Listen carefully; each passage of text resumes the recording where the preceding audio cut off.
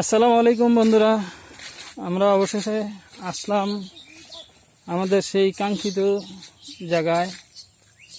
দেখুন কত বড় বড় গাছ, কত সুন্দর শাকসবজি বাগান।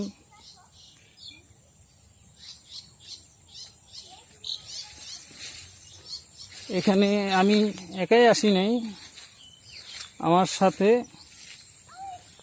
আমার মেয়ে আসছে আর আমার ছোট ভাইয়ের দুই ছেলে মেয়ে আসছে।